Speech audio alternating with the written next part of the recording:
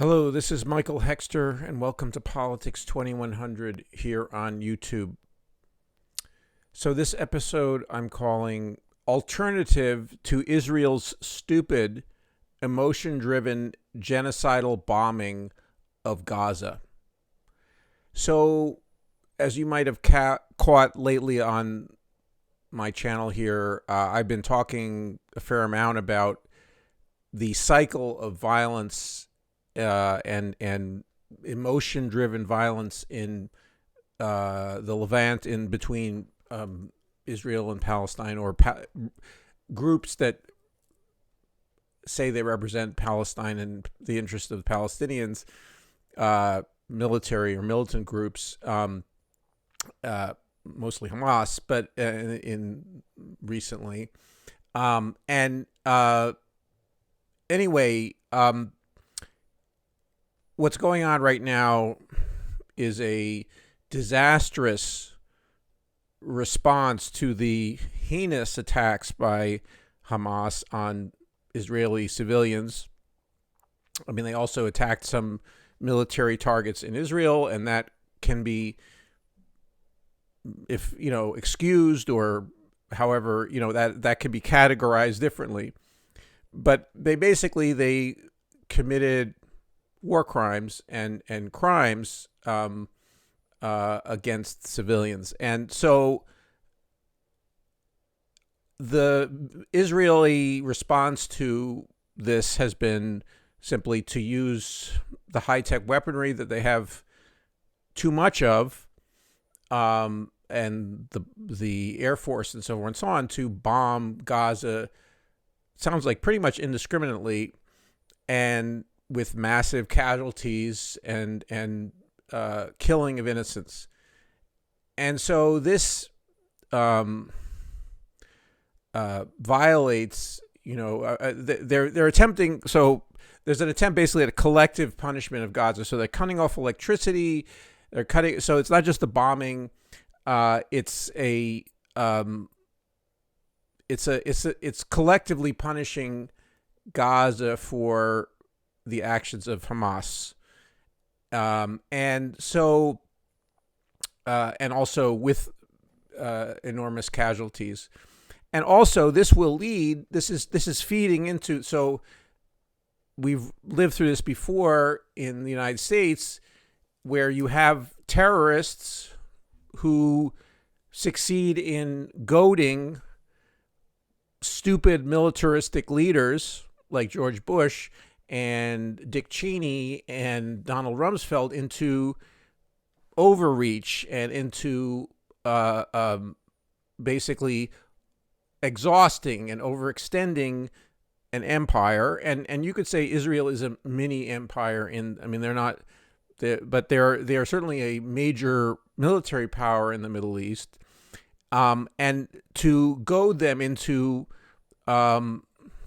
excessive actions, in this case, that are very emotion-driven, very very politically driven in a way.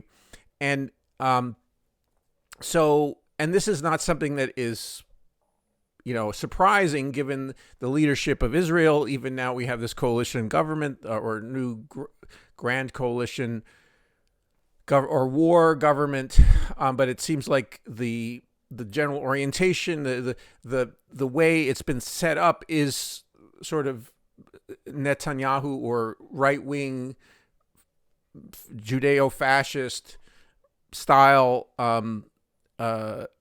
emotionalism, and also just the attempt at erasure of the Palestinians, which has been basically the efforts of Israeli governments for the last couple decades. And now we have the actual sort of the excuse that the Israeli government, I don't know if they wanted it, but they got it, to enact this, what looks like a genocide or genocidal actions, and indiscriminate collective punishment, war crimes. So Hamas commits their war crimes, and then Israel commits more war crimes. Okay? So this is not inevitable. So I am not a military strategist. I'm not a professional in that area, but military actions grow out of politics. They grow out of societies and cultures, and so and geopolitical configurations of power and alliances and so forth and so on. So it's just something occurred to me, and it's really, I'm not proud of this idea, and it's not typical of the content I provide here.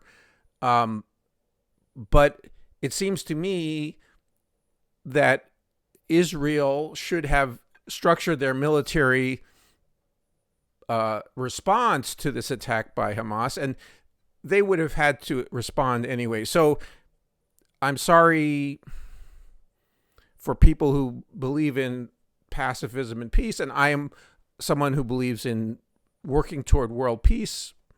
That's kind of saying you're for mom and apple pie, or, so forth and so on. But in any case, I am. We need to demilitarize the world. We need to demilitarize the United States. So that's a long-term project. But we right now have a situation where a group has committed atrocities against the Israelis, and now the Israelis are committing their own atrocities in quote unquote in response. And there would be a much smarter way to do this. So, and it's not likely that this government, so that it would require a political change in Israel to do, and also Israel's allies. So Israel, unfortunately and maddeningly, the United States and European countries, or most European countries, are swaddling Israel in a fog of sympathy for them, and whatever, and real sympathy. It's horrific, but it's a very selective sympathy from the most powerful.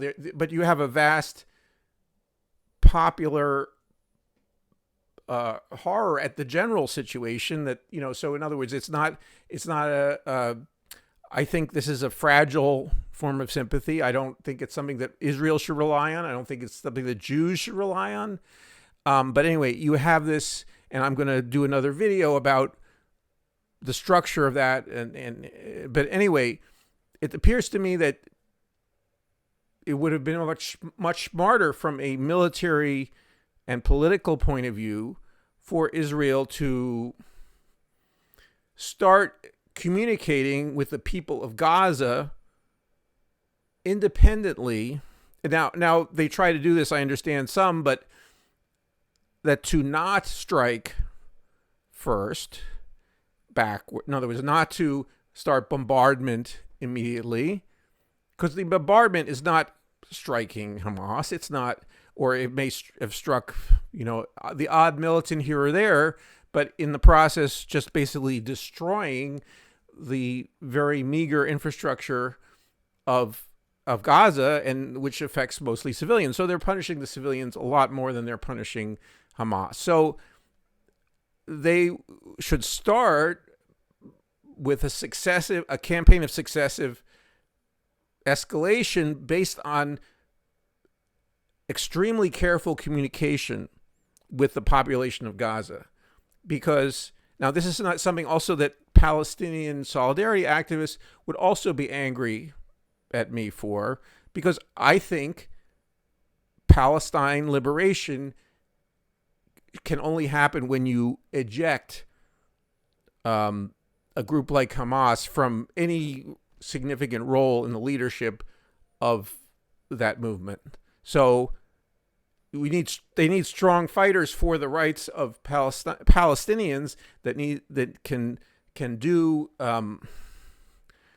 maybe military actions, but also legal actions, and also appeal to the World Criminal Court or the UN, and not to be simply reactionary ethno-nationalists who are terrorists. Okay, and there's those on the Israeli side too. It's there's a lot of them, and they're better armed, and they're. So I'm not saying it's exclusively the province of the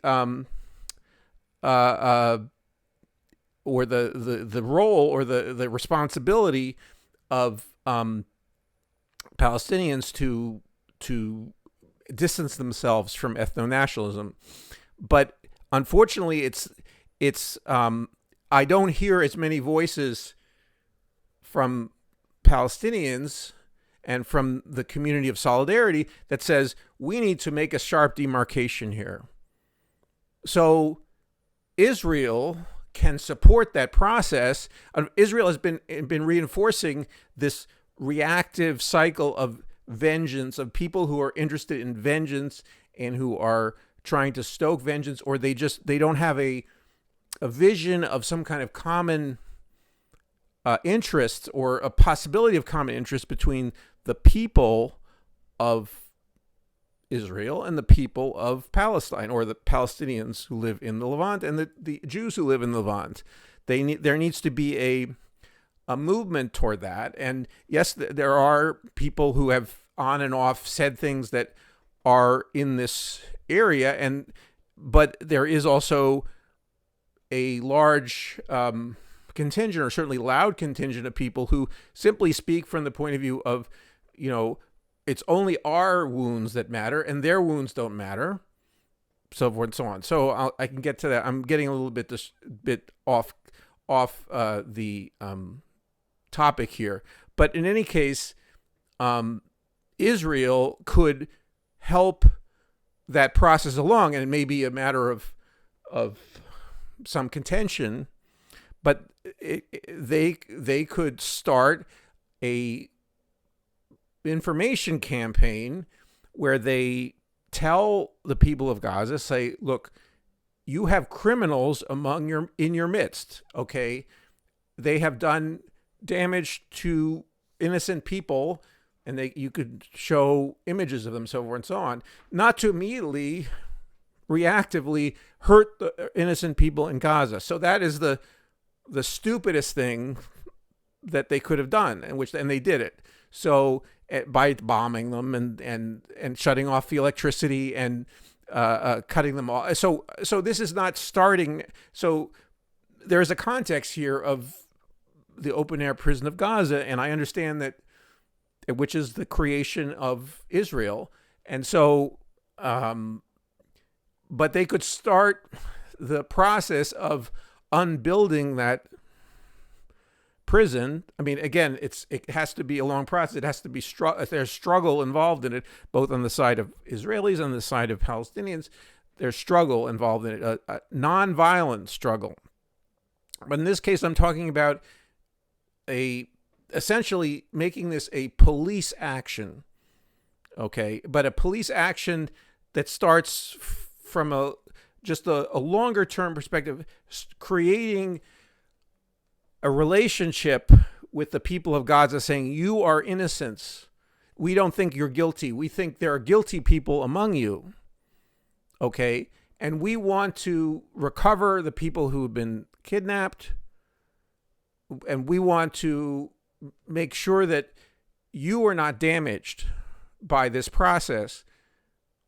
But we need to do this step. But we have been grievously harmed, and babies have been killed, and young people have been killed, and old people have been killed on our side who were totally innocent. And we have the capacity to do that to you guys, but we don't want to do that. So, and that's not something that the Israelis have really expressed in this. I mean, they may have said it in words, but then they immediately in actions. So there's one of the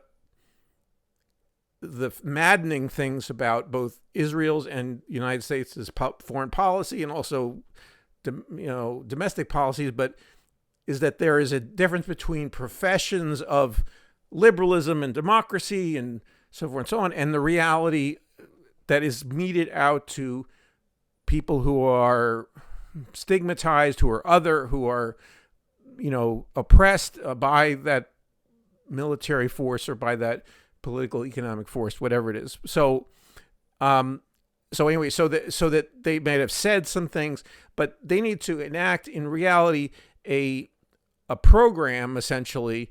This sounds, again, this would be totally unlikely in the context of the current leadership of Israel, also of the idiotic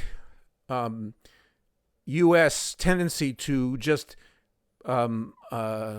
rubber stamp anything, and to even act as though they were afraid of the Israeli leadership, as if their moral, that their appearance of that they were going to imminently be called anti-Semites if they ever question, or Holocaust deniers, whatever it is, if they ever said, okay, Israel, you have to stop stomping on the Palestinians so much. We have to stop.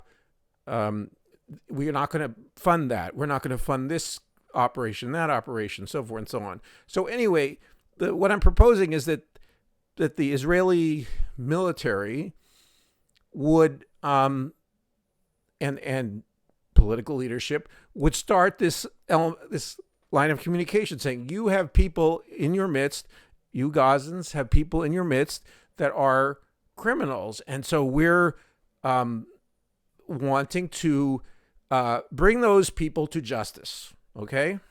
And we also want to get their hostages, and their hostages are people who are innocent people like you, so forth and so on. So, and also, and this is another big ask. So we want to continue this beyond this, this dialogue, beyond this, incident, beyond this hostage crisis, this attack, so forth and so on. But, if you can help us by exposing or giving us confidentially information about where our hostages are, we won't start doing things that hurt you. Okay. So there is an element here. So this is where people who are, I would say, Rousseauvian, okay, or in the binary typology that I've created about different political orientations, sort of meta orientations. This is more of an Hobbesian approach rather than a Rousseauvian approach. It's a combination, but I'm saying that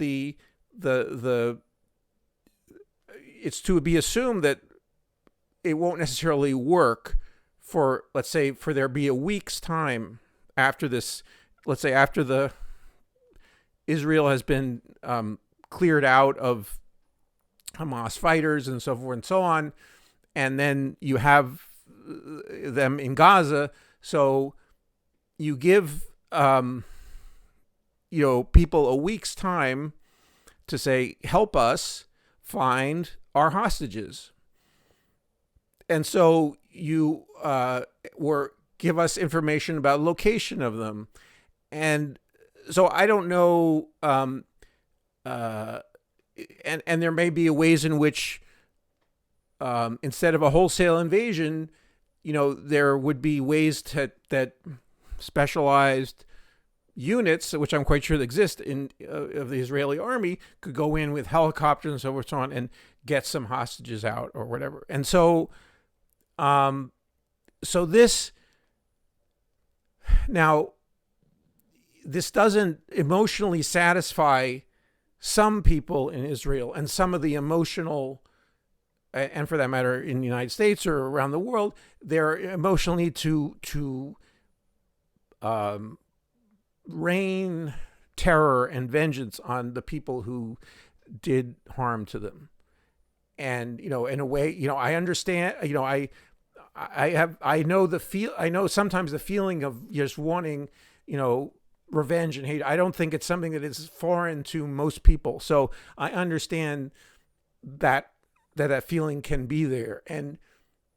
But we want to also, anyway, start to create. So this would be really, not in terms of just talk, but in terms of actual action,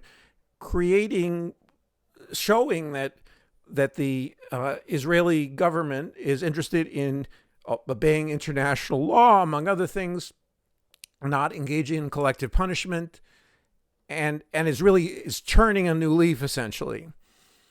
So anyway, so this didn't happen. Okay, I know that this government and this military started this collective punishment action and potentially genocidal action against Palestinians. So that happened. So if we now, let's say this idea catches on, and not as just sort of a wistful, there would be a way, in a way, to recover a little bit. Again, a lot of damage has already been done. A lot of physical damage has been done. A lot of emotional, political damage has already been done by the Israeli military operations that were directed at Gaza in the last few days. But there is a way in which, for instance, basically Netanyahu is ejected from his role. So someone is sacrificed, or some group of people is sacrificed within the government, and a new voice comes and say, look, we did something wrong here in bombing Gaza and in punishing you and shutting off your electricity.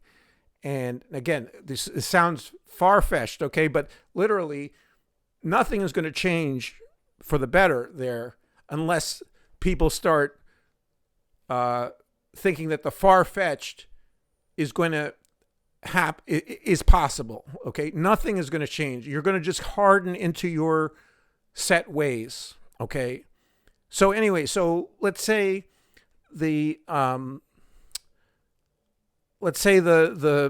so this new so we have a plausible new face on the Israeli government, and they say, hey, look, we were wrong to do these things. We will work with, once we've resolved this hostage issue, we will rebuild Gaza better than before. We will make Gaza better. And we will start talking about more freedom of movement and trade relations. And we will get not just the Israeli government by itself can't do this. It needs other governments, because alone the Israeli government is not trustworthy, because they just have blown their for so many years, they've blown their trustworthiness vis-a-vis a lot of international groups, but particularly the Palestinians. So anyway, but some of it would have to come from inside Israel. So, but anyway, but would need to be. So we say, we have done bad. We will reconstruct. We'll turn on your electricity. We'll put the water on. But we need your help, Gazans, in bringing these criminals to justice. Okay, so, and also even, and this is getting a little far-fetched, but we also understand that you would want militarily to hurt us. We have done things that have been, and this again gets into the realm of unlikely but possible that we will, that we've done things to that are bad in the past. So we need to turn a new leaf, okay, with regard to our relationship with you, but we need justice done because of these terrible crimes, and you don't want to be associated with those crimes, do you? And so, but we are also capable of, if things become unproductive, we might have to do things that are damaging again to you. So we're going to stop now. We're going to stop the collective punishment. We're going to stop, but we're going to, and so there's an element here of not expecting, having a range of expectations for people in Gaza, that there's some people will be hardened against any cooperation with Israelis and with the Israeli government, or so forth and so on. They will be filled with hate, and they think of they have an apocalyptic nihilistic view of things, and understandably they've lived in a terrible situation. Many of them have not known anything other than the worst of the occupation in Gaza. So anyway, but this process. So there should be a range of expectations, and also that even that people will. So in that range of expectations is also that sometimes some of the measures that have been employed already might be redeployed, but after a long period, after a period of weeks of communication, and this kind of communication, I think, is going to throw off some of the Hamas militants or the leadership, because they're not used to that. They're used to this sort of, or if it does, it may not, but some of the population might respond. Again, they also probably live in fear of Hamas. They're a gang, so it's on but at least start the process. So even if it just becomes a show for international consumption, which I hope it isn't, it starts at least the process of recognizing on the Israeli side, even if it will take years on the Palestinian side for them to say, okay, we'll start dealing with you as in a civil way. We'll start, we won't at a political way again, and we'll but maybe also, Hamas may need to be rooted out in different ways, financial blockades, so forth and so on, working with Qatar, working with other nations, so forth and so on. But so it's not only an opening that is about hoping for the best and not necessarily expecting the best, but also that there would need to be some sticks involved, okay? But you don't come at this problem, especially with the lack of moral authority that Israel has in this area. They do not have. They pretend to have the moral authority but they don't have it in there. So they have there's not an agreement about where moral authority comes from in the Levant, in Israel, Palestine. And so they pretend that each side pretends that they do have it, or certainly the Israelis do. And so there would need to be a process by which that some kind of a shared sense of, these are facts that we agree upon, so forth and so on. But anyway, one way or the other, this, I think, definitely the war crimes of Israel needs, and the those nations that have supported Israel owe Gaza reconstruction for the damages already done, but also need a new tack needs to be undertaken, and it isn't. It's going to be more successful. Okay, it's not people. There are people who are, who can probably poke holes in what I'm proposing and say, no, they'll never do that, and they'll escape, and so forth, so on. The hostages will be killed. Well, they did hold on to hostages for years, so apparently the hostages are valuable for Hamas, so forth and so on. But if you're, if you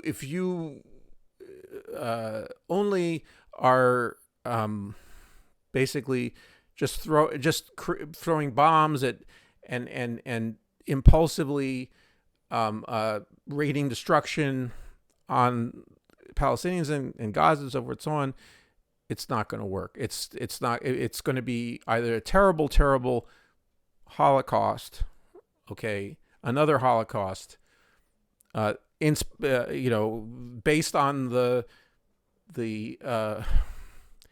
misinterpretation of the Holocaust visited upon the Jews. So anyway, So just a few thoughts there. Please share your thoughts in the comments below. Please like the video if you found it interesting or intriguing. Please subscribe to Politics 2100, and I look forward to seeing you in the next video.